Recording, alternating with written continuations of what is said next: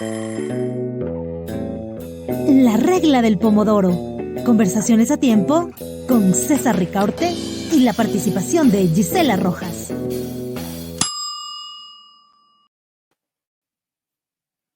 Hola amigos, bienvenidos a La Regla del Pomodoro. Gracias por acompañarnos en este programa en el cual vamos a estar tratando acerca de un tema que creo que nos preocupa a todos.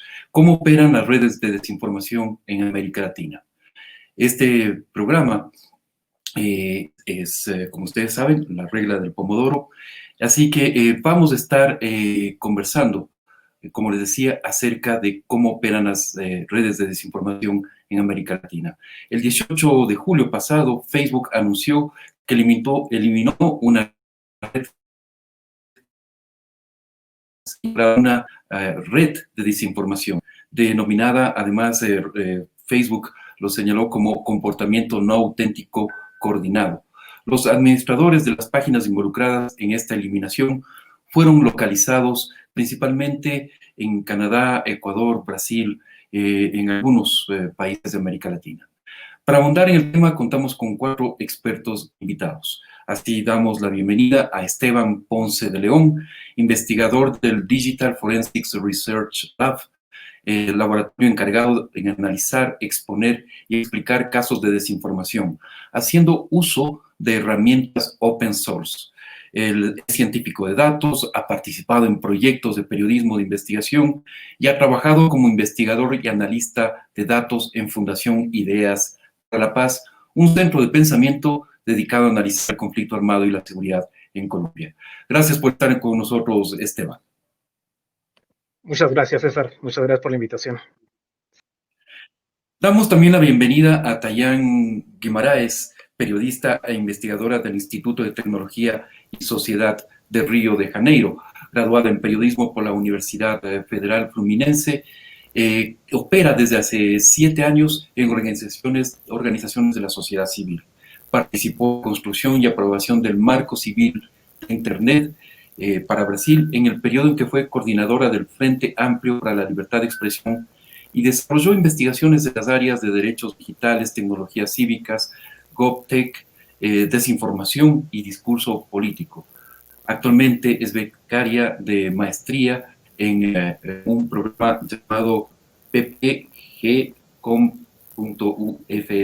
Ya nos explicarás, Tayán, qué significa esto. Bienvenida, gracias por acompañarnos. Gracias, César. Gracias por la invitación. Damos la bienvenida a Arturo Torres, periodista, editor de Código Vidrio, autor de los libros El juego del camaleón y Rehenes, integrante del Consorcio Internacional de Periodistas de Investigación y colaborador del New York Times, de CNN, Inside Crime, entre otros medios de comunicación.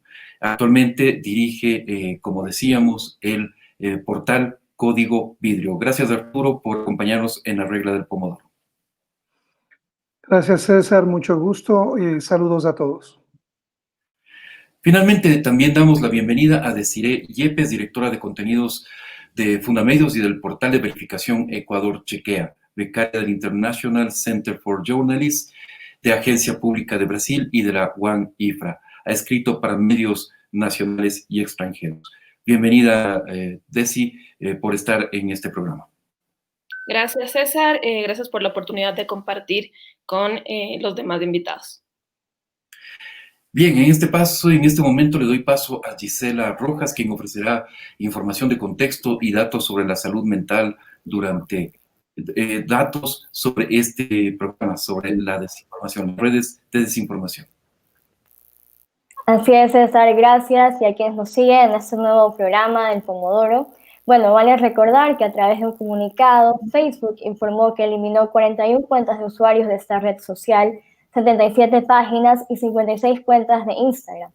Facebook atribuyó esta red a una empresa llamada Extraterra, una firma ecuatoriana de relaciones públicas que opera desde Canadá, cuyo representante legal es Roberto Wolgemuth, vinculado al correísmo y más conocido como Machi Roberto. Pero bueno, no es la primera vez que una plataforma de redes sociales detecta actividad coordinada no auténtica vinculada con Ecuador. En septiembre de 2019, Twitter eliminó 1.019 cuentas vinculadas al partido político de Alianza País. Aunque en esta ocasión el origen de estas redes estaban principalmente en Ecuador y Canadá, el contenido de ellas también fue dirigido a diferentes países de Latinoamérica. La mayoría se relacionaba con las elecciones presidenciales de estos países. Incluso operaban exclusivamente durante las campañas, sobre todo en América del Sur, incluido Chile y Ecuador en 2017, Venezuela, Argentina y Uruguay. Con esta información de contexto, volvemos contigo, César, para ahondar en el tema. Gracias, Gisela. Bien, Esteban, quisiera arrancar contigo para que un poco nos ubiques en un contexto regional, dado que el laboratorio en el que trabajas tiene esa mirada regional. ¿Cómo has visto este anuncio de Facebook? ¿Ha sido sorpresivo? ¿Cómo han medido ustedes desde el digital esta situación? Gracias, César. Pues mira, yo creo que la pregunta no fue muy sorpresiva, o sea, porque nosotros trabajamos mes a mes con Facebook un poco en las páginas o en las redes que ellos han detectado en su investigación interna y que van a eliminar en los siguientes días. Lo que prácticamente sucede, digamos, en esta vinculación de trabajo es una alianza para nosotros como investigadores externos, tratar de observar lo que estas redes están promoviendo y un poco tratar de descifrar o explicar en qué consiste ese comportamiento no auténtico. Nosotros usualmente recibimos esta información una semana antes de que ellos hagan digamos, la suspensión de las cuentas. A veces puede tomar 2 semanas, pero nosotros lo que hacemos es comenzar a analizar, más que el contenido, es identificar por qué eran precisamente una red que podría tener mecanismos o técnicas que violan las reglas de Facebook, pero más allá de que violen las reglas de la compañía es cómo afecta esto el entorno de desinformación en la región, ¿no? Yo creo que es no tan sorpresivo en la medida que hemos visto muchos casos ya de que empresas de relaciones públicas se han dedicado a operar ciertas páginas en Facebook. Entonces eso es como una práctica que hemos observado de manera recurrente, pero es interesante ver que muchas de estas páginas se enfocan en eventos muy importantes como son el tema de las elecciones, en este caso las que fueron en Ecuador, las que fueron en Argentina, las que fueron en Venezuela en el 2018 o las que fueron en Uruguay en menor medida, pero también estuvieron presentes en ese tipo de elecciones, ¿no? Y en general en un debate público, político, donde ya no solo son las elecciones, pero sí temas muy particulares como es la oposición en Venezuela de Guaidó contra Maduro. En este sentido empiezan a tomar partido sobre temas muy específicos. Yo creo que es en este entorno donde este tipo de red en específico tuvo muchísima influencia en el debate. Tayan, voy contigo. En Brasil también hay una serie de cuentas, en este caso relacionadas con incluso con el entorno del presidente Jair Bolsonaro. Cuéntanos un poco cómo han visto ustedes esta situación, este anuncio de Facebook y la operación de estas redes ligadas posiblemente a la difusión de desinformación. Sí, gracias, César. En primer lugar, me gustaría de pedir disculpas por mi español. Soy la única aquí que no habla español exactamente, entonces la mayor parte del tiempo será como que un portuñol, pero espero que sea bien. Entonces, bueno, ya trabajamos con investigaciones desde 2018, sí, en Brasil tuvimos un crecimiento mucho grande de estas redes de diseminación de desinformación aquí en Brasil. Y el punto para nosotros más importante de esta acción ahora de Facebook es que exactamente antes de ella estábamos como que mirando mucho para el aspecto del contenido, ¿no? Y incluso tenemos una dificultad muy grande en el aspecto legal, jurídico, de crear como que una especie de regulamentación, porque justo el contenido es muy subjetivo, ¿no? Y es muy complejo y destruye la libertad de expresión. Y ahora en esta acción de Facebook, una cosa para nosotros muy importante es que no estamos mirando exactamente para los contenidos, ¿no? Hablamos que estas redes son fácilmente muy identificadas con la diseminación de desinformación, pero el punto principal es lo que llamamos de comportamiento inauténtico coordinado, ¿no? Que sea automatizado o no, Pero mira, no es exactamente la parte de comportamiento, no es exactamente la palabra coordinado, porque esto ya es cualquier acción política en las calles o en las redes, ¿no? Pero esta palabra de inauténtico es el punto clave para nosotros aquí. Entonces estamos hablando de perfiles que son falsos, perfiles que son duplicados, incluso algunos grupos y páginas que se pasaban por páginas de periodismo, pero en la verdad eran periodistas que no existían, personas que no existían. Entonces para nosotros fue muy importante porque no miramos más exactamente para contenido y sin exactamente para la parte más importante que es este comportamiento. Que bueno, estas redes, estos perfiles hacen una especie de interacción uno con los otros y aumentan el volumen de los contenidos en las redes, creando una falsa idea de que estos contenidos están viralizando de manera orgánica, ¿no? Entonces, ¿qué pasa? Es una manipulación de las personas y del debate político al fin. Entonces, para nosotros fue una acción importante, además, mucho cerca de las elecciones, ¿no? Permíteme repreguntar, Tayam, que vimos una información, me parece que se generó hoy, en el cual la Policía Federal de Brasil inició investigaciones acerca de estas personas que podrían estar, como digo, detrás de estas redes y que podrían ser también incluso del entorno cercano al presidente Jair Bolsonaro. La investigación, de lo que entiendo, es por actos antidemocráticos. Cuéntanos un poco cómo se da estas investigaciones. Sí, exactamente. Ya tenemos desde 2018, después de las elecciones, lo que llamamos de CPMI de las fake news, ¿no? Que es una instancia de los congresistas, de los parlamentarios, para hacer montones de verificaciones acerca de la diseminación de desinformación por algunos candidatos políticos, incluso algunos políticos que fueron electos en 2018.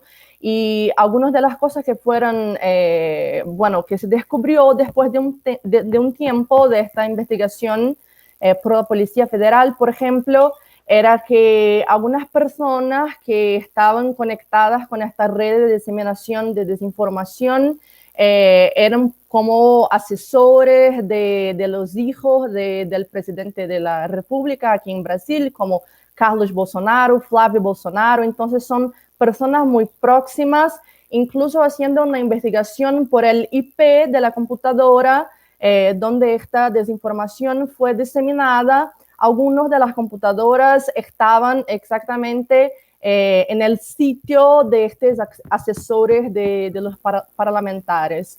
Entonces, montones de investigaciones llevan directamente para personas cercanas del presidente, incluso de su familia. Bien, decidiré contigo en este momento, porque gran parte de las cuentas o de estas redes que Facebook dio de baja están relacionadas con gente en Ecuador, empresas, o una empresa específicamente, Extraterra, en Ecuador, que operaban en Ecuador y en Canadá simultáneamente. Igualmente, como decíamos en la información de contexto, no es la primera vez que aparecen estas cuentas en Ecuador. ¿Cómo operan? ¿Cómo vieron desde Ecuador Chequea esta denuncia de Facebook? Bueno, César, como tú bien mencionas, no es la primera vez que podemos ver estas acciones coordinadas desde perfiles que difunden información falsa y de manera simultánea dirigida con el mismo objetivo, ¿no? Que es básicamente el del desprestigio, la desacreditación a uno u otro actor político, sobre todo, y que esta se incrementa, se exacerba en contextos electorales o en situaciones críticas como la que estamos atravesando. Ya para 2017, en Ecuador Chequea, hicimos nosotros un primer reporte, un primer informe, que justamente deja en evidencia cómo para esa campaña política, para las elecciones generales de 2016-2017, la desinformación ya funcionó como una estrategia de comunicación política que además se exacerbó para aquel momento desde el poder oficial, que debemos tomar en cuenta tenía, ¿no?, un engranaje y un aparataje de comunicación enorme. Entonces nosotros publicamos un primer informe que es Fake News, información que desinforma, en donde para aquel momento pudimos detectar 14 cuentas, por decirlo, pero que tenían a su vez sitios web, presencia en Twitter y presencia en Facebook que funcionaban de manera articulada. Es decir, tenían un número de seguidores importante y a su vez se seguían entre ellos, generando así esta red que lo que tiene es un efecto eco, es como una caja de resonancia que lo que hace, como bien mencionó Tayán, es amplificar el mensaje. No fue exclusivo en aquel año el uso de la desinformación como estrategia política del candidato oficialista, también lo vimos desde la oposición. Sin embargo, cuando quieres,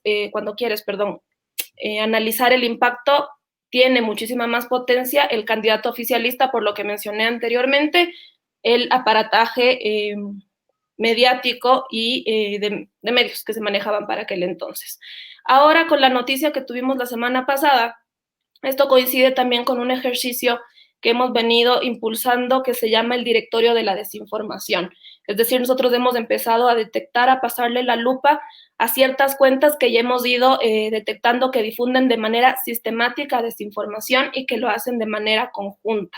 Entonces hemos ido publicando ya una serie de artículos en donde un poco vamos desagregando y desgranando cómo operan estos perfiles y cuál es su proyección. Es importante mencionar que en los últimos días muchas de estas cuentas ya llaman y convocan a sus seguidores a que se preparen para el proceso electoral de 2021. Entonces se observa una clara intención política de cara al próximo proceso.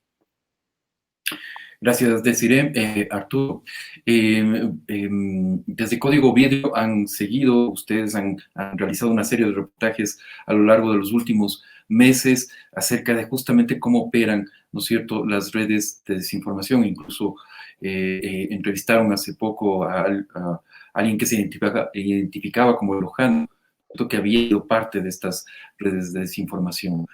¿Cómo cayó este anuncio de Facebook de que se había desarticulado esta red que operaba desde Ecuador, Canadá, que estaba además ligado a un conocido operador de la comunicación política del correísmo, Roberto Borgemuth, que algunos lo identifican como uno de los principales trolls del gobierno pasado, ¿no es cierto? Y que operaban 56 páginas, si no estoy mal, 56 páginas de Facebook, perfiles de Facebook, en los cuales se divulgaba desinformación.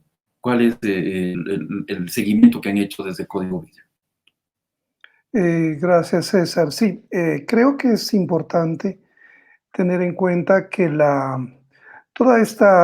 noticia surge en el momento en que básicamente Facebook está tomando una serie de medidas, al igual que Twitter, para precisamente empezar a purgar estas cuentas masificadoras por un lado y las otras cuentas más pequeñas, que son las que replican el contenido a través, además de la actuación o la intervención ya posterior o complementaria de los llamados influencers y aliados con medios digitales que se crean también. Es decir, tenemos toda una organización, una estrategia diseñada para precisamente tener impacto sobre ciertos eventos, ¿no es cierto? No son hechos, sino que son eventos. Entendido un evento como algo mucho más complejo que tiene que ver con fenómenos específicos en coyunturas determinadas. Lo que veíamos, por ejemplo, en octubre, en el caso de Ecuador, cuando hubo el paro indígena y tuvimos esta primera manifestación masiva de difusión de desinformación y noticias falsas, ese fue un fenómeno que ya permitió medir y a nosotros nos permitió visualizar cómo se estaba empezando a manejar el tema de desinformación en las redes sociales, específicamente en Ecuador. Entonces, cuando llega esta segunda oleada de desinformación a partir del fenómeno del COVID y la pandemia, nosotros ya tenemos datos, ya sabemos que hay un patrón de comportamiento y que el principal actor de desinformación es el correísmo, porque básicamente desde el anterior gobierno ya se montó toda la estructura en lo digital para copar redes sociales y poder de esa forma tener controlado ese espacio, porque básicamente es un espacio muy importante donde el correísmo tiene millones de impactos, de seguidores, y eso le ha podido mantener cohesionada a su militancia una vez que el expresidente de la República está prófugo en Bélgica, aquí enfrenta procesos judiciales. Pero volviendo al tema de Facebook, es muy importante, pero como decía hace un momento, tiene que ver con un sinnúmero de acciones que se están tomando, como por ejemplo la creación desde mayo pasado, el anuncio se hizo de esta organización que se va a encargar de hacer una verificación de todos los contenidos, ¿no es cierto?, que esté integrado por 20 personas de diferentes países.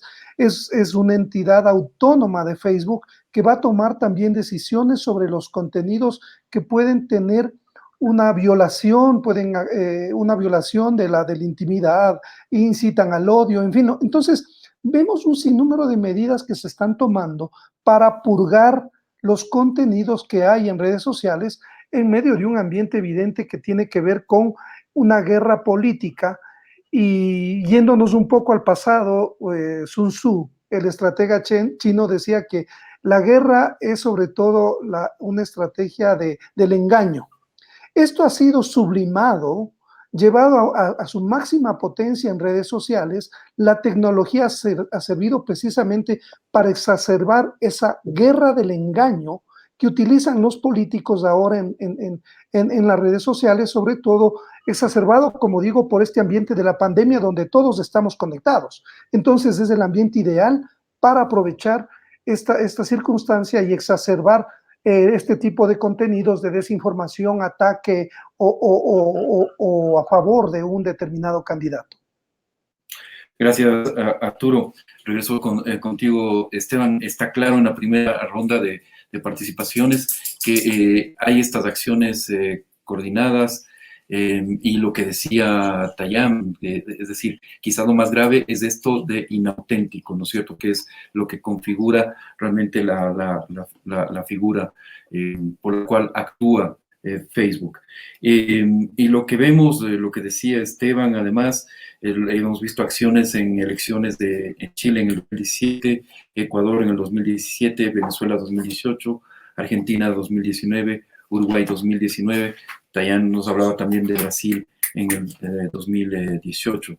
En ese contexto, Esteban, ¿cómo se llega cómo hacen la investigación, cómo llegan a determinar que se trata de comportamiento inauténtico de estas cuentas, coordinado e inauténtico? ¿Cómo es el proceso de investigación, de examen de los datos?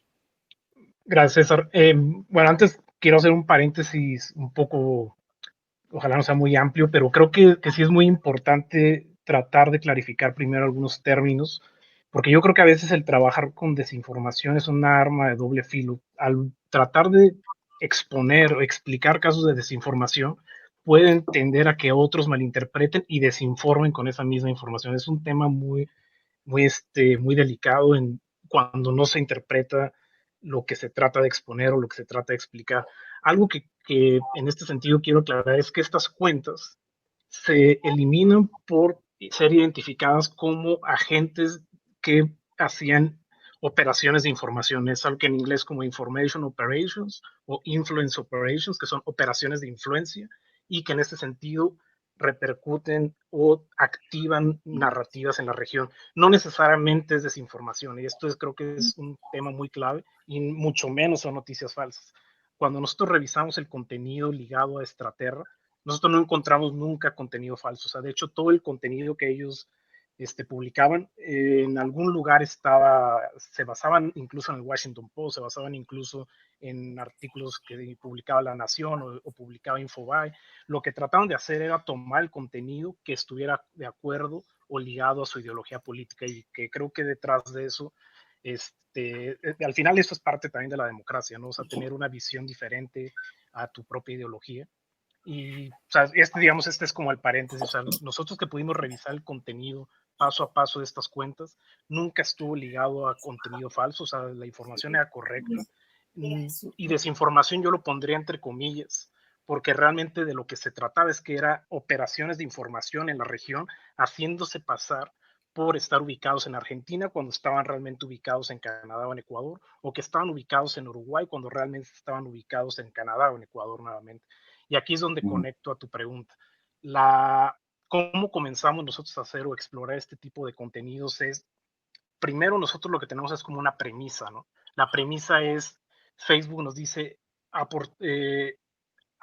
hay una probabilidad de que estas cuentas estén ligadas a exfuncionarios de gobierno de Ecuador y a una empresa de relaciones públicas en Ecuador. Eso es lo único que nosotros tenemos.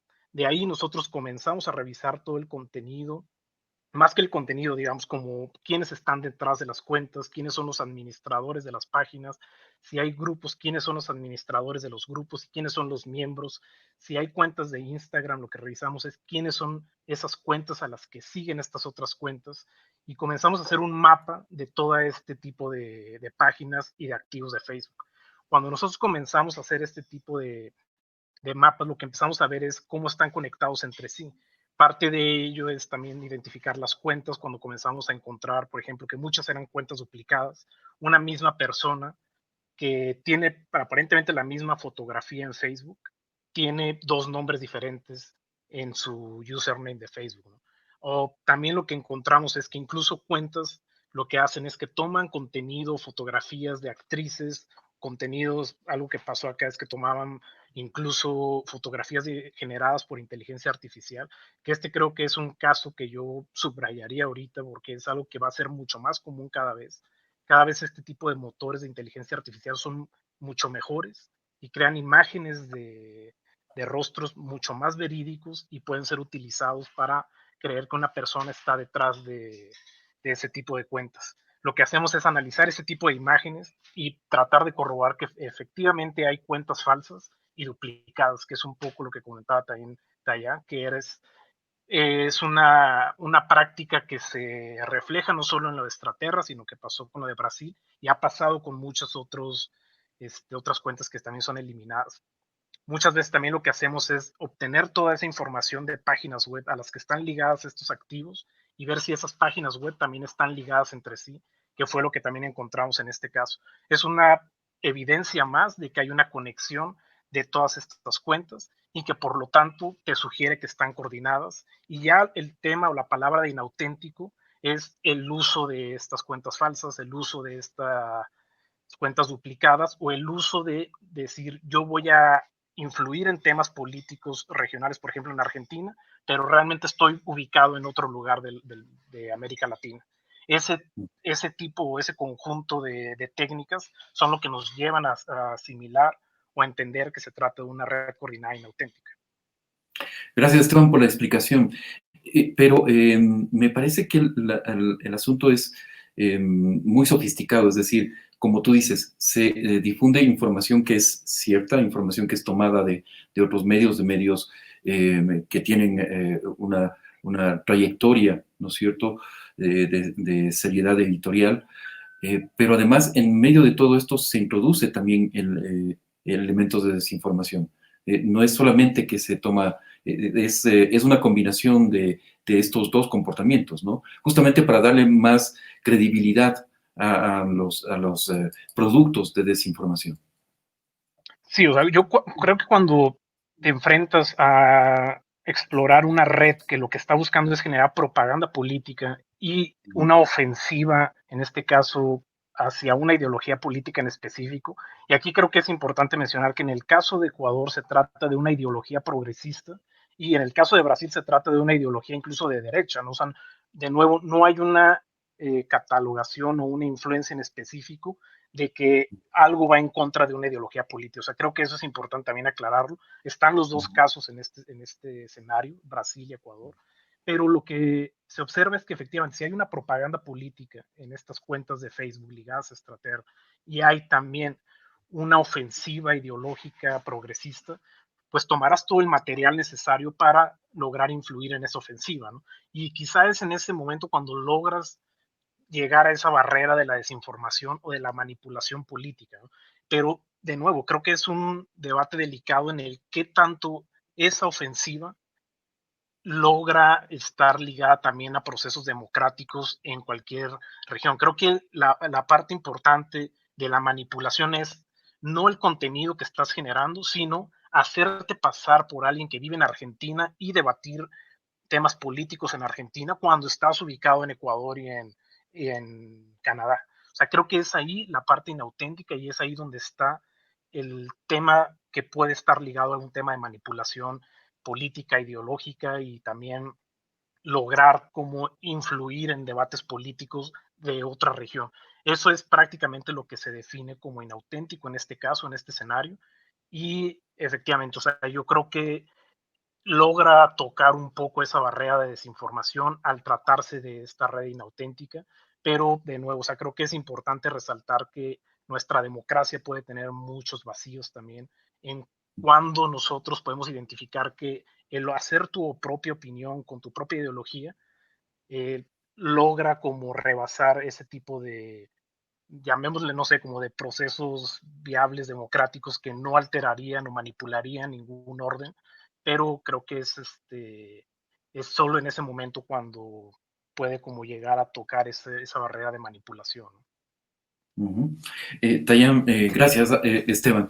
Tayán, voy contigo. Quería preguntarte cómo es la situación actual. O sea, porque si bien estas redes, como bien nos explica Esteban, operan o se activan especialmente en procesos electorales, especialmente en periodos electorales, pero de alguna forma siguen operando en el medio de todo esto, ¿no? Para generar sociedades polarizadas, sociedades en las cuales hay mucho enfrentamiento político, social, etcétera, etcétera, y dentro de eso justamente se construye un proyecto político que se beneficia de esa polarización.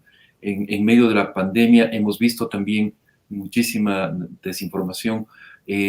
¿Cómo están operando actualmente en Brasil estas redes? Sí, bueno, es exactamente lo que usted dice ahora. Por ejemplo, tenemos mucho claro hoy en día que las redes de desinformación ya actuaban mismo antes de 2018, pero miramos con mucho más fuerza, claro que internacionalmente también miramos con más fuerza después de las elecciones de Brexit o las elecciones de Trump en los Estados Unidos, y aquí en Brasil fue en 2018. Pero mismo después de esto, tenemos como grupos de WhatsApp que ya sabemos que diseminan desinformación, que han continuado activos. Bueno, tenemos después de las elecciones montones de cuentas que son cuentas automatizadas en Twitter. Tenemos algunos periódicos que fueron creados en 2018, que son páginas de Facebook o mismo sitios web que se pasan por periódicos verdaderos, pero la verdad no son periodistas. Las noticias no tienen, por ejemplo, el nombre del periodista responsable. Entonces, esta red de desinformación ha continuado todo un trabajo mucho coordinado y complejo, incluso mucho mejor porque las técnicas, por ejemplo, de automatización a cada día están mucho más complejas, mucho mejores. Entonces, incluso algunos algoritmos que fueron creados para identificación de cuentas automatizadas, como Atrapabot, por ejemplo, que hablamos recientemente, que es una herramienta para identificación de automatización, o Pegabot en Brasil, Butometer, que fue creado por la Universidad de Indiana. Estas herramientas tienen cada vez más dificultad de identificar estas cuentas porque toda la red de desinformación está mucho más fuerte. Y bueno, en este contexto de la pandemia, también en Brasil es un problema muy caro para nosotros porque, bueno, nos troza en la cabeza que el problema de la desinformación no solo es un problema de la orden de las elecciones, ¿no? Es un problema de salud pública, es un problema de confirmación de información, la verdad. Trabajamos, por ejemplo, con la idea de sesgo de confirmación, que es cuando una persona lee una noticia que confirma algo que ella ya acredita de antes, y después para hacer una verificación de esta información y decir para esta persona esto no es verdad, es muy difícil porque hay toda una estrategia de creación de este escenario de informaciones falsas que ya está mucho involucrada en toda la sociedad. Incluso hicimos una investigación aquí de ITS, donde yo trabajo, soy investigadora, que en 2018 las personas que eran de estos dos polos políticos de esta sociedad altamente polarizada incluso consumían información de fuentes totalmente diferentes, y estas fuentes, como Esteban dice, fuentes de izquierda, fuentes de derecha, también estuvieron como diseminando desinformación, los dos espectros políticos, pero las personas claramente no están recibiendo información de un mismo sitio, son de fuentes diferentes, entonces es cada vez más difícil encontrar un sitio de consenso político porque las informaciones son totalmente diferentes. Entonces, bueno, tenemos hasta hoy esta red mucho más fuerte y ahora lo que está sucediendo en Brasil es que están intentando hacer una regulamentación por leyes, ¿no? Y el escenario es mucho malo porque todas las leyes que son pensadas para combatir la desinformación, mirando en 2020 las elecciones que van a ocurrir en diciembre, son terribles porque, por ejemplo, quieren que todas las personas utilicen datos personales, que tenemos aquí la cartera de identificación para adentrar en una red social, por ejemplo. Entonces, mira qué absurdo, yo tengo que dar mi identificación civil para tener una cuenta en Facebook. Y bueno, es lo que estamos intentando decir, esta no es la alternativa, no queremos destruir la libertad de expresión, no queremos hacer un monitoreo de las personas, una vigilancia absurda, pero queremos combatir la desinformación con más información, en primer lugar, con educación mediática y encontrando, por ejemplo, dónde está el dinero, dónde están las redes coordinadas, que es para dónde estamos mirando hoy. Correcto. Y bueno, ahí justamente personas que están conectadas en las redes sociales nos plantean ya algunas preguntas. Y una de esas preguntas justamente, Tayán, tiene que ver con el hecho de que se detectó que estas redes que desarticuló Facebook, que dio de baja, gastaron $1.400.000 en publicidad, ¿no es cierto? Es decir, tenían contenido patrocinado y gastaban $1.400.000 en publicidad. No sé si quieres comentarlo o si Esteban quiere comentarlo también, algo al respecto de estos gastos en publicidad que hacían estas redes. Dayan. Esteban, si quieres hablar. Gracias. Nosotros, cuando tuvimos acceso a las páginas previamente que sean eliminadas, únicamente observamos un caso de una página que hizo publicidad. Fue una página que se llama La Austral Digital, que esta página prácticamente los contenidos de los cuales hizo publicidad fue durante el mes de octubre del 2019, previo a las elecciones de Argentina, y prácticamente eran contenidos que no eran ni siquiera propios, eran un poco de lo que comentaba anteriormente. Tomaban una noticia de Infobae que hacía un análisis que golpeaba un poco a la presidencia de Macri en el momento, y esa es a la que le hacían publicidad. Parte de o sea, nosotros tuvimos realmente solo acceso como a 48 cuentas, se eliminan muchísimas más, las que están ligadas a Straterra, y supongo que gran parte de esas otras cuentas son las que podrían haber tenido una mayor cantidad de publicidad. Nosotros no tenemos acceso a ese tipo de datos, no podría confirmarte los valores, o sea, prácticamente es lo que señala Facebook en ese momento. E incluso parte de esto también es que gran contenido de estas cuentas hicieron mucha influencia también en El Salvador. Y por ejemplo, este es un ejemplo donde nosotros solo teníamos acceso a una página que hablaba del Salvador. Entonces, hubo muchas otras que quedaron por fuera, que ya no pudimos conocer más esa información. Y seguramente gran parte de ellas son las que hicieron este tipo de publicidad, ¿no? Para llegar quizá a ese nivel de costos. pero es algo de lo que nosotros no tenemos evidencia y no tuvimos acceso a ello. Gracias, Esteban. Voy contigo, Desiree, y justamente quiero retomar esta idea de lo que planteaba Dayan hace un momento, la dificultad que se tiene en realmente comprobar, ¿no es cierto?, qué es desinformación. Y Esteban nos decía que muchas de estas redes que estaban, o de estas páginas, estos perfiles que estaban operando en Facebook e Instagram también, ¿no es cierto?, mezclaban información de medios reales, de fuentes reales, ¿no es cierto?, y introducían elementos también de desinformación, pero gran parte de la información era verdadera.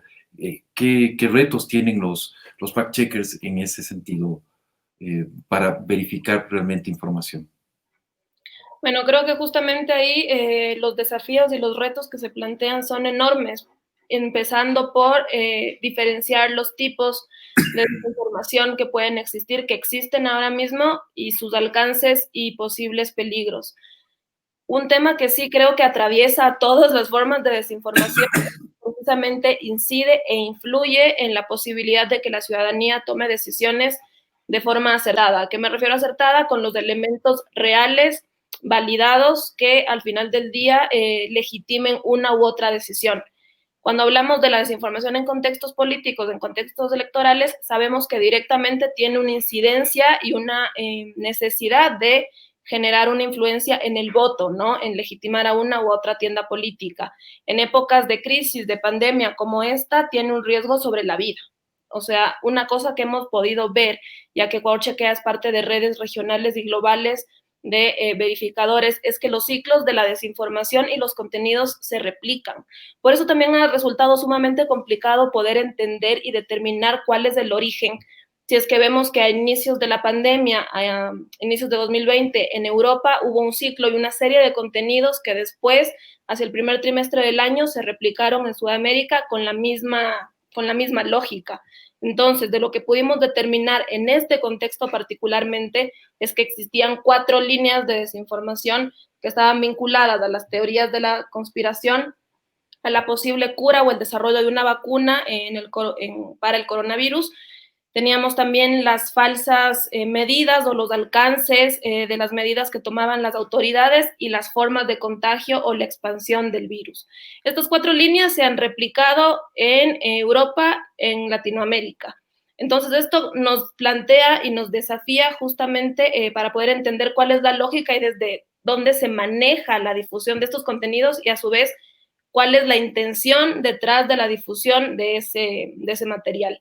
De hecho, uno de los próximos retos que nos hemos planteado como parte de la red LATAM Chequea es justamente poder articular este trabajo en conjunto para poder delinear desde dónde puede estar proviniendo estos contenidos que tienen evidentemente una intención. Eso es importante señalarlo. No son inocentes, no son ingenuos. Hay una intencionalidad detrás de la difusión planificada y articulada de estas publicaciones. Correcto, gracias, Desiree. Arturo, finalmente voy contigo. Un poco estos medios o estas páginas, estas redes actúan como enjambres, ¿no es cierto? Eso es claro, están coordinados, son inauténticos. Esto ya lo hemos examinado con Esteban, con Desiree, con Tayan e incluso contigo mismo en la primera ronda. ¿Hacia dónde apuntan, considerando lo que decía Esteban? Es decir, que pueden ser perfectamente de derecha, de izquierda, o sea, no es una cuestión de una ideología, sino que operan desde diversos ángulos. En el Ecuador se ha visto que están muy ligados al anterior gobierno, al sector político que representa, ¿no es cierto? Pero hay finalmente sospechas de que puedan haber otras redes operando simultáneamente, ¿no es cierto? Así es, yo creo que el mayor problema, César, es que no es exclusiva la práctica, como habíamos mencionado hace un momento, del correísmo, porque básicamente la mayor parte de actores políticos utilizan este tipo de métodos. Es decir, acudir a troll centers, a gente que se especializa en difundir noticias falsas o noticias para atacar a los opositores políticos, para hostigarlos. Entonces, sí me parece que es importante entender que estas prácticas se están regando entre todos los actores políticos y son vistas como una herramienta, entre comillas, eficaz para librar esta guerra política en redes sociales. Entonces, sí me parece también importante entender que precisamente cuando Facebook toma la decisión de eliminar a todas estas cuentas, estos conglomerados de cuentas, en el caso ecuatoriano, ellos dicen que toman esa decisión porque interfieren de una manera que no es permitida por sus reglas en las elecciones de otros países, ¿no es cierto? Entonces hay una práctica que es vista como una práctica que es ilegal de alguna forma porque Facebook no puede permitir este tipo de comportamientos y precisamente yo sí quiero destacar un tema que esto tiene que ver con una estrategia de simulación. No se presentan como tales, crean cuentas verdaderas y también cuentas falsas para difundir contenido con un fin político y por lo tanto se está desinformando. Cuando se dice que son movimientos o ideologías progresistas, también se está desinformando, porque una ideología progresista no puede fomentar la desinformación, fomenta la transparencia, apoya la democracia, el libre juego de la democracia sin una guerra sucia de desinformación. Creo que ese es el contexto adecuado para entender y no quedarnos en el tema de, no han difundido noticias falsas. No, creo que es la estrategia de desinformación en su conjunto la que nos tiene que interesar, la que nos tiene que importar, porque precisamente identificar como las fake news son una parte muy concreta, muy específica de esta estrategia, ¿no es cierto? O sea, tiene que ver con orientar, con generar zozobra, incertidumbre entre la gente en función de ciertos objetivos claros que se están persiguiendo con este sinnúmero de tácticas que se están utilizando al requerir, por ejemplo, operadores que se encarguen de simular o coger solo cierto contenido que direccionan con ciertas intenciones. Eso me parece que es muy importante porque es un comportamiento recurrente en todo este tipo de operaciones que, como digo, no solamente las está utilizando o los ha utilizado de manera más sistemática el correísmo, sino otros actores políticos. Entonces el problema es que este tipo de comportamiento se está regando entre todo el establecimiento político sin que exista ningún límite a esto, más allá de las acciones que ya se están tomando de algunas plataformas, pero me parece que también el debate debe instalarse para saber cómo más podemos los ciudadanos, los periodistas aportar y los mismos políticos que se comprometan a frenar este tipo de prácticas que de alguna forma están regadas en redes sociales. Correcto, y muy de acuerdo. Es decir, hay un factor ético en todo esto, en el cual consultores políticos, encuestadores, empresas de relaciones públicas, etcétera, etcétera, están utilizando armas que no son las más adecuadas, las más éticas, justamente, para hacer política, para tratar de llegar al poder. Pero en este momento voy a invitar de nuevo a nuestra compañera Gisela Rojas, quien tiene información sobre una encuesta que generamos justamente en Instagram para saber qué es lo que piensan las audiencias, quienes están en esa red social acerca de este tema. Gisela, cuéntanos entonces cuáles son los resultados de esta encuesta. Gracias, César. Sí, justamente además de las preguntas que hemos recibido de los seguidores, hicimos una encuesta previa para conocer si se debe penalizar la desinformación justamente en estas redes sociales. Tanto en Instagram como en Twitter, el 79% de los encuestados respondió que sí, deberían ser penalizada la desinformación, frente a un 21% que respondió que no. Cabe recalcar que esta encuesta no es representativa, pero sí nos ayuda a conocer la opinión de nuestros usuarios. Con esta información, César, te doy paso para ampliar el tema. Gracias, Gisela, por esa información. Bueno, quisiera, Oscar, si nos puedes ayudar con todos los invitados en la plataforma para preguntarles qué opinan de estos resultados, de lo que de lo que han dicho las audiencias en Instagram. No sé si voy primero, cambio el orden, deciré Bueno, yo considero que justamente ahora que estamos infestados e inundados de desinformación, un poco lo que exige la audiencia es tener un filtro o que de algún modo tener certeza de que la información que les llega es confiable. Es importante señalar que el público, que los lectores incluso dudan de lo que les dicen los medios de comunicación posicionados y con una credibilidad que se ha forjado durante años. Nosotros a través de la línea de WhatsApp que manejamos como Ecuador Chequea, nos llega incluso para confirmación las noticias y los contenidos que publican medios de comunicación con una marca consolidada. Yo, como periodista, no considero que la medida sea o que vaya justamente por un tema de la penalización, porque si hay algo que hemos podido darnos cuenta y en lo que creo que hemos coincidido es que es muy difícil llegar al origen de la desinformación, a la primera cuenta o al primer perfil que postea este tipo de contenidos, y ahí sí podemos ver como víctimas quienes replican muchas veces de manera ingenua este tipo de contenidos. ¿Qué pasa con quienes difunden esto sin el conocimiento previo de que se trata de una estrategia o de que están siendo sujetos de una manipulación?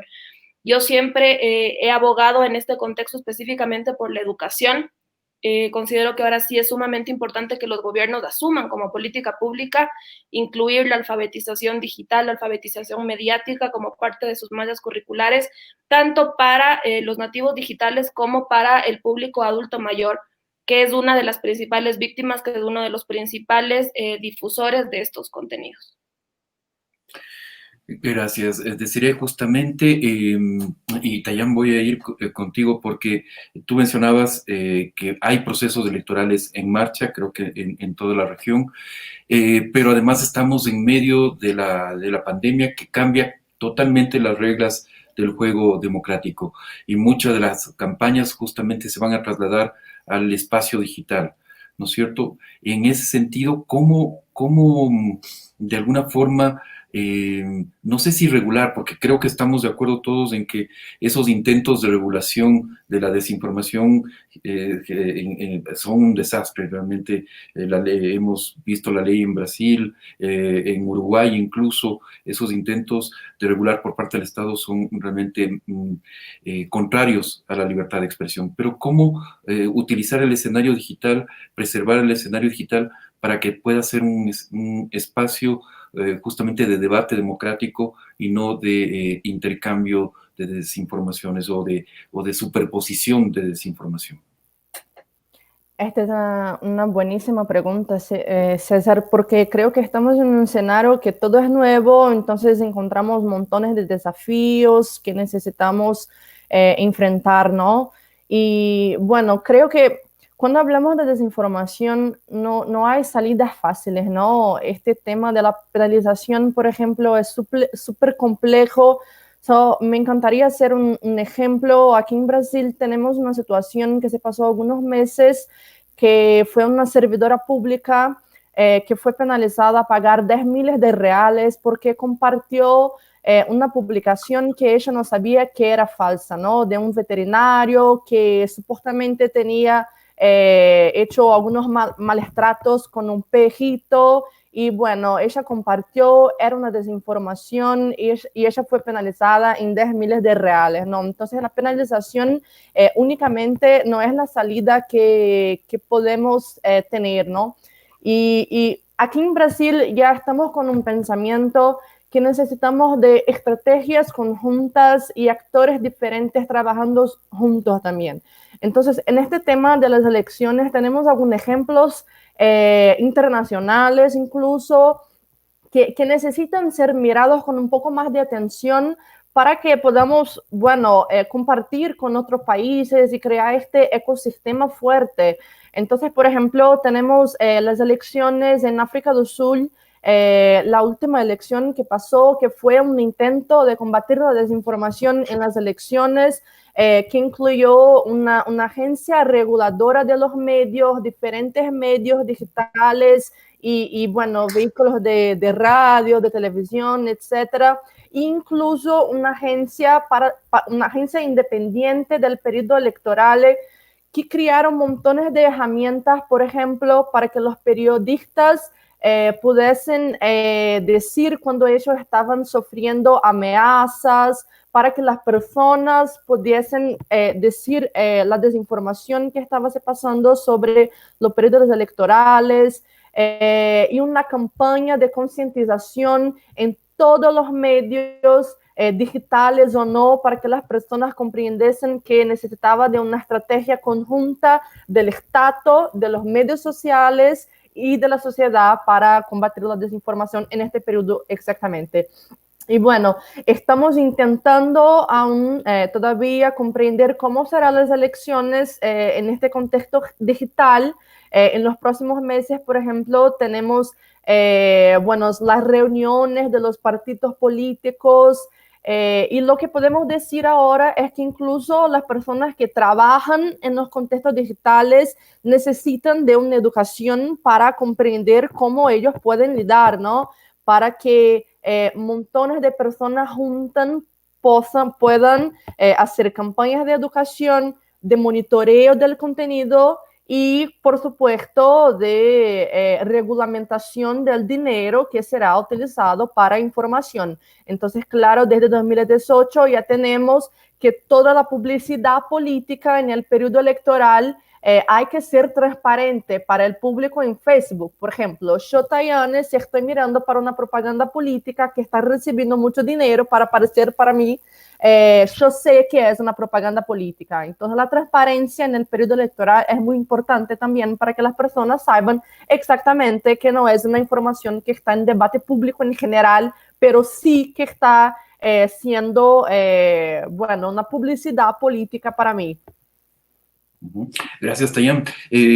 Arturo, voy contigo porque en Ecuador tenemos elecciones generales en el 21 y realmente está marcado ya desde ahora, ¿no es cierto?, en la cual estamos en un calendario electoral, tienen que inscribirse candidaturas hasta el 17 de septiembre, estamos ya viviendo un entorno absolutamente distinto, en el cual justamente la campaña electoral se va a trasladar al espacio digital. ¿Cómo preservar cómo hacer que ese espacio digital sea sano, sea democrático y no esté contaminado justamente por estas redes, estas malas prácticas que apelan a la desinformación para tratar de llegar al poder? Sí, creo que es un aspecto medular el tema de la regulación de redes sociales que a propósito está siendo un tema de debate en Estados Unidos luego de que el presidente Trump firmara una orden ejecutiva para que precisamente se revise esta ley creada en el año 97, con la que nace, ¿no es cierto?, la ley de Internet y les otorga a las plataformas digitales un espacio de no ser responsables por el contenido que se divulga en esas redes.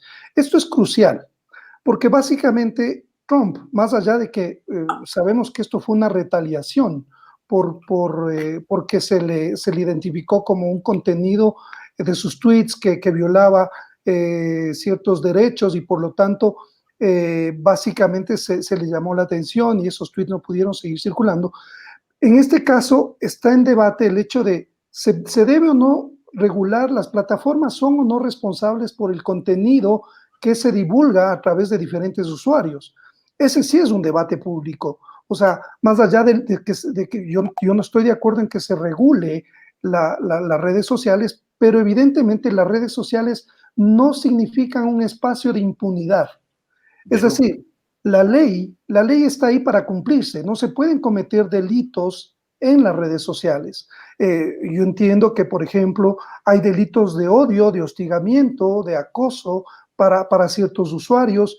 Eso se puede juzgar con una ley que ya existe, una ley penal, ¿no es cierto? Porque creo que no hay que confundir el hecho de que estar en redes sociales y no están reguladas por una ley específica en el caso ecuatoriano, no significa que los ciudadanos no tengamos que responder si cometemos un delito. O sea, un delito de odio, un delito de hostigamiento, cualquier tipo de delito que se comete en redes sociales puede ser juzgado por otras normativas. Me refiero específicamente también al tema de las elecciones.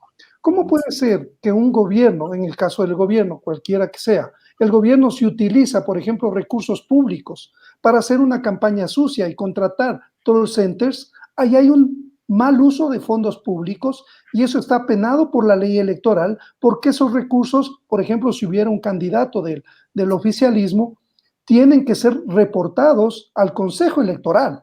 Si se oculta eso y se utilizan las redes sociales para difundir publicidad engañosa, utilizar troll centers, eso es ilegal y tiene que ser penado por el Consejo Electoral. Entonces, me parece que es muy importante el tema de cómo se utilizan las redes sociales sin que se haga una regulación específica o se cree una ley, pero ya deben haber consecuencias para que precisamente la gente que utiliza redes sociales no sienta que es un espacio de impunidad, donde se puede hacer lo que uno crea conveniente con un diferente objetivo.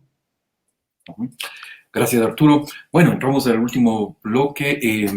Nos hemos pasado un poquito de tiempo, pero creo que la discusión realmente es muy compleja, ¿no? O sea, como bien lo situaba cada uno de ustedes en sus intervenciones, ha visto o ha topado diferentes aristas de este problema y llegamos a este punto en el cual, claro, hay escenarios electorales en marcha y tenemos una pandemia que va a cambiar las reglas del juego político y lo traslada a otros espacios y en ese contexto se da toda esta discusión.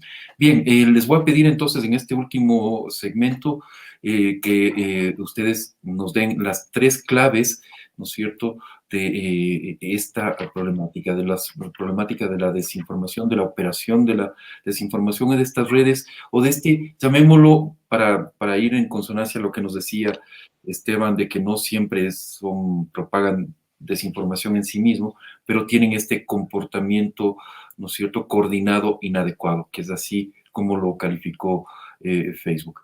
Entonces, vamos, le voy a poner mi relojito Pomodoro. Tienen 3 minutos. Vamos a comenzar contigo, Desiree, ¿no es cierto?, para que nos des tú las 3 claves de esta problemática, el comportamiento coordinado inadecuado.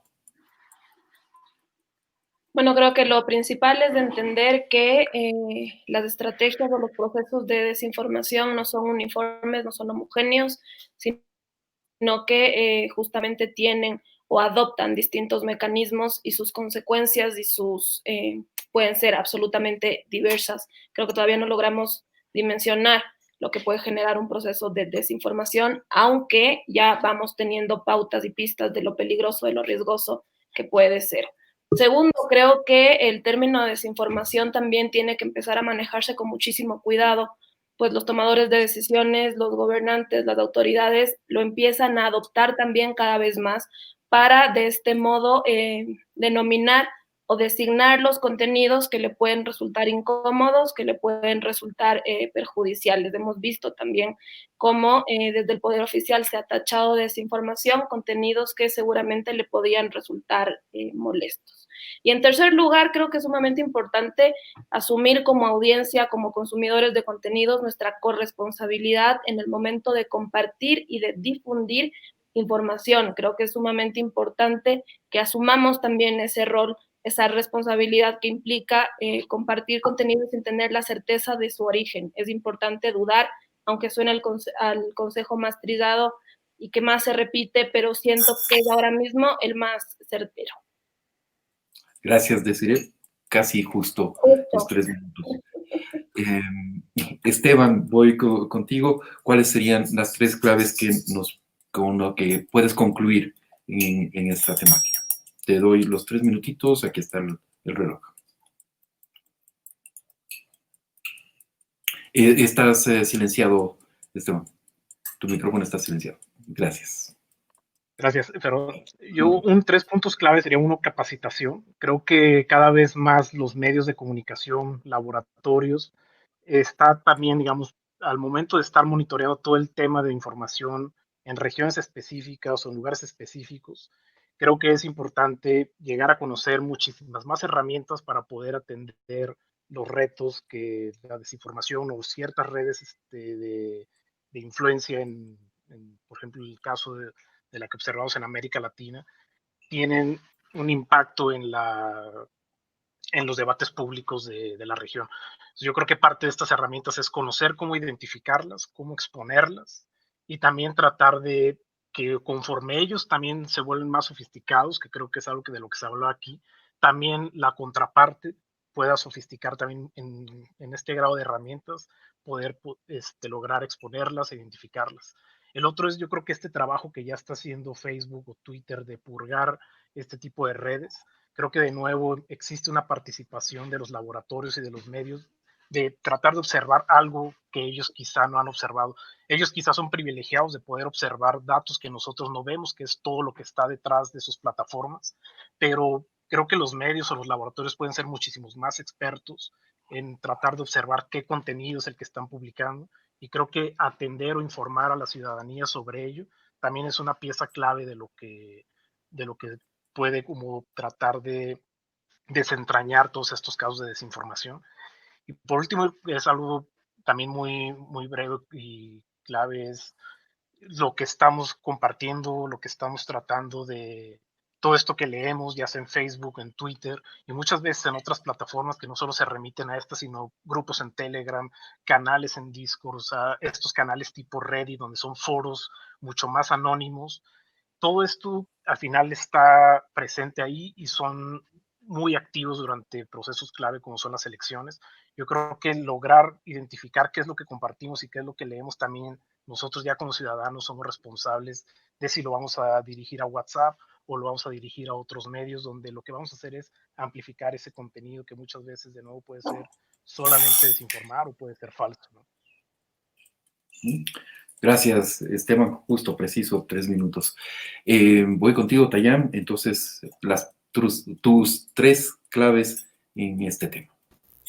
Sí, claro. César, para mí, en primer lugar, penalización y regulamentación hay que ser pensado con mucho cuidado porque es peligroso, ¿no? Hablo esto de nuevo porque sé que en periodos electorales queremos todos pensar sobre esto de manera muy rápida y todo este debate hay que ser un debate público que pase por diferentes organizaciones de la sociedad civil, por un debate público, audiencias públicas y todo más. El segundo punto es que necesitamos de más información, ¿no? Entonces no es solamente show o los expertos en propaganda computacional que deben conocer exactamente cómo se pasa el flujo de la información en Twitter o en Facebook, por ejemplo. La idea de Atrapabot es para que todas las personas puedan conocer exactamente cuál es el funcionamiento de una cuenta automatizada para que ellas lean y reciben contenido de manera más transparente para que puedan tomar sus respectivas acciones, ¿no? Pero que saben exactamente cómo se pasan las cuentas automatizadas en Twitter. Más información para mí es una clave muy importante. Y el último punto es que de manera estratégica, cuando estamos intentando combatir la desinformación, creo que necesitamos pensar medios y actores, ¿no?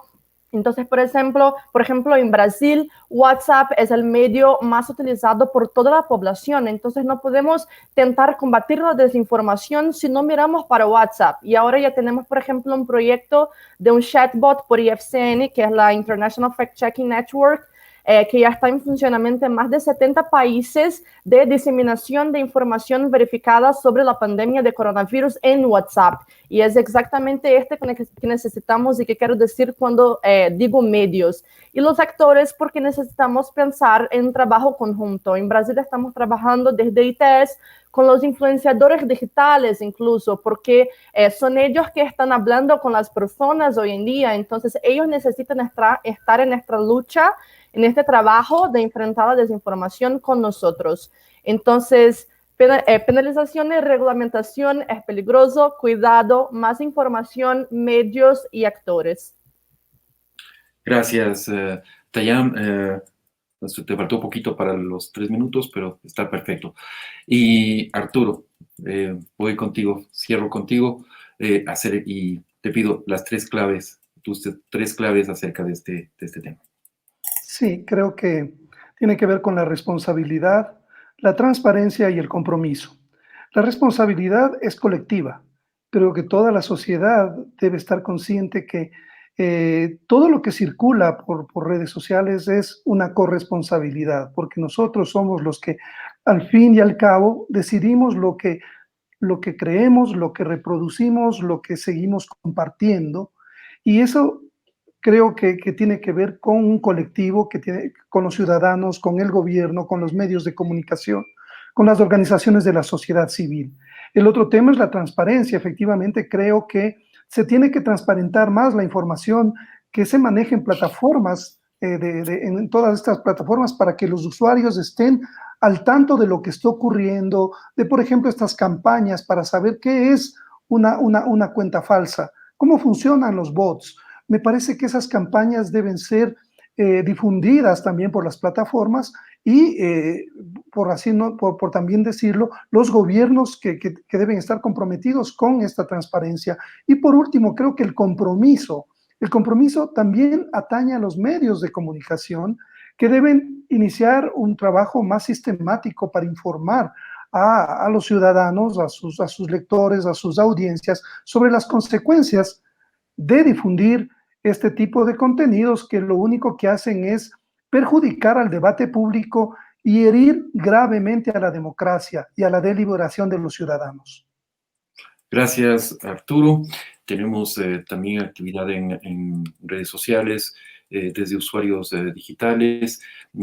Plantean una pregunta acerca de la transparencia de Twitter, justamente hablando de transparencia, Arturo, y se dice, ¿les parece que Twitter debería presentar un informe de transparencia como lo hace Facebook con sus páginas, a fin de conocer la historia, cambio de user, nombre, cantidad de tweets, etcétera, etcétera? Me parece que por lo que les veo mover la cabeza, estarían de acuerdo. De hecho lo hace, o sea, Twitter tiene un apartado donde te muestra también operaciones de información de las que cuentas que elimina Twitter por ese tipo de comportamiento. Incluso, de hecho, la diferencia es, en inglés se llama Coordinated Inauthentic Behavior, en Twitter es Inauthentic Activity. O sea, prácticamente lo que hacen es, de nuevo, redes coordinadas operando de manera inauténtica. Lo que sí tiene Twitter es que ellos convierten ciertas cuentas o anonimizan ciertas cuentas. Esas cuentas que tenían un número de seguidores por debajo de 5,000 no te dan el nombre del usuario. Entonces muchas veces no puedes, por ejemplo, el caso de Alianza País, estas que removieron de Ecuador, no podemos conocer cuáles cuentas estaban ahí, ¿no? Muchas están anonimizadas. Correcto. Gracias, Esteban, por esa información. Y a todos ustedes, a todos los panelistas, muchísimas gracias. Ha sido realmente muy interesante escucharlos, obtener sus criterios, la información que han aportado acerca de este tema que es vital para la consolidación de las democracias en América Latina. A todos ustedes también que nos han seguido en redes sociales, muchísimas gracias. Saludo especialmente al amigo Wilson Cabrera, que nos ha mandado también un comentario larguísimo, por eso no lo ponemos en pantalla. Nos toma prácticamente toda la pantalla, pero bueno, lo leímos con mucha atención el comentario, Wilson. Gis, estamos ya por terminar el programa. Sí, gracias César y a todos los que nos acompañaron, los que nos siguieron en redes sociales y claro, no olviden seguirnos en Facebook, Instagram, Twitter en @algranopress y hasta una nueva edición. Muchas gracias. Gracias a todos ustedes. Hasta luego.